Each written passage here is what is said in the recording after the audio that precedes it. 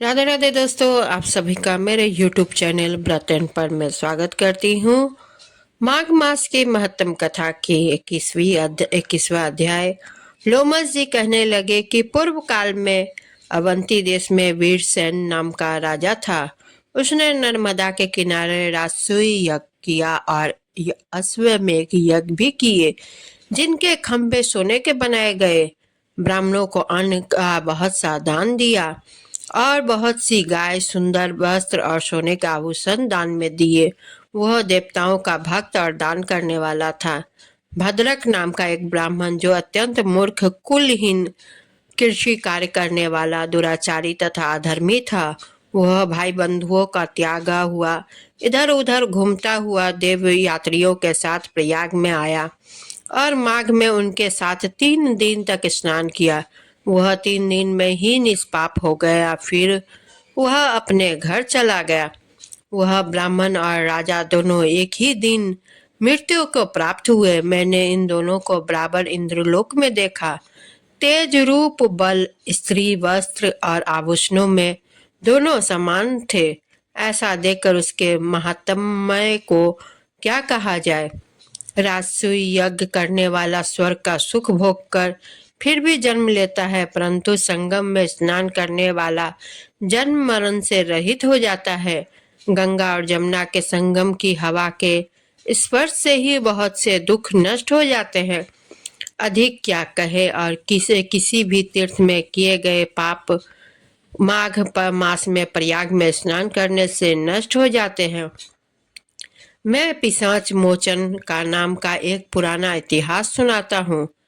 इस इतिहास को यह कन्याएं और तुम्हारा पुत्र भी सुने, इससे इनको स्मृति प्राप्त होगी। पुराने समय में देवदूती नाम का बड़ा गंभीर और वेदों का पारंगत एक वैष्णव ब्राह्मण था। उसने पिशाच को निर्मुक्त किया था। वेदनिधि कहने लगे कि वह कहाँ का रहने वाला, किसका पुत्र, किस पिशाच को उसने निर्मुक्त किया। आप विस्तार पूर्वक यह सब कथा सुनाइए। लोमस ऋषि ने कहा, किल्पज्ञ से निकली हुई सुंदर सरस्वती के किनारे पर उसका स्थान था। जंगल के बीच में पुण्य जल वाली सरस्वती बहती थी। वन में अनेक प्रकार के पशु भी विचरते थे। उस ब्राह्मण के श्राप के भय से पवन भी बहुत सुंदर चलती थी और वह चैत्र रथ के समान था। उस जगह धर्मात्मा देवदूती रहा करते थे। उसके पिता का नाम सुमित्र था और वह लक्ष्मी के वरदान से उत्पन्न हुआ था। वह सदैव आत्मा को स्थिर रखता, गर्मी में अपने नेत्र सूर्य की तरफ रखता, वर्षा में खुली जगह पर तपस्या करता, हेमंत ऋतु में सारस्वत सरोवर में बैठता और त्रिकाल संध्या करता। जितेंद्रिय और सत्यवादी भी था। अपने आप गिरे हुए फल और पत्तियों का भोजन करता था। उसका शरीर सूखकर हड्डियां मात्र रह गई थी। इस प्रकार उसको तप करते हुए वहां पर हजारों वर्ष बीत गए। तप के प्रभाव से उसका शरीर अग्नि के समान प्रज्वलित था।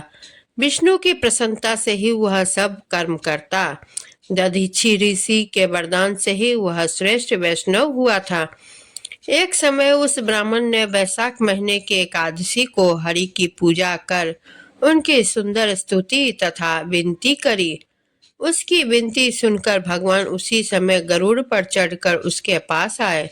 चतुर्भुज, विशाल नेत्र, मेघ जैसा स्वरूप भगवान को स्पष्ट देखकर प्रसन्नता के मारे उसकी आंखों में आंसू भर आए और कृत्य कृत्य होकर उसने भगवान को प्रणाम किया। उसने अपने शरीर को भी याद न रखा और भगवान के ध्यान में लीन हो गया। तब भगवान ने कहा कि हे देवदूती, मैं जानता हूँ कि तुम मेरे परम भक्त हो। मैं तुमसे अति प्रसन्न हूँ। तुम वर मांगो। इस प्रकार भगवान के वचन सुनकर प्रेम के मारे लड़खड़ाते हुए वाणी में कहने लगा कि हे देवादिदेव, अपनी माया से शरीर धारण करने वाले आपका दर्शन देवताओं को भी दुर्लभ है। अब आपका दर्शन भी हो गया, मुझको और क्या चाहिए। मैं सदैव आपकी भक्ति में लगा रहूं। भगवान उसके वचन सुनकर कहने लगे कि ऐसा ही होगा, तुम्हारे तप में कोई बाधा नहीं पड़ेगी। जो मनुष्य तुम्हारे कहे गए स्त्रोत को पढ़ेगा, उसकी तो मुझ में अचल भक्ति होगी। उसके धर्म कार्य सांगोपांग होंगे और उसकी ज्ञान में परम निष्ठा होगी। दोस्तों, 21वां अध्याय यही समाप्त होता है। आप सभी को यह कथा कैसी लगी जरूर कमेंट करें और चैनल को सब्सक्राइब करें, वीडियो को लाइक शेयर करें, बेल आइकन को क्लिक भी जरूर करें, क्योंकि कोई भी नई वीडियो का नोटिफिकेशन तभी आता है जब आप बेल आइकन को क्लिक किए हुए रहते हैं। चलिए, इसी के साथ मैं 21वां अध्याय यही समाप्त करती हूँ। धन्यवाद।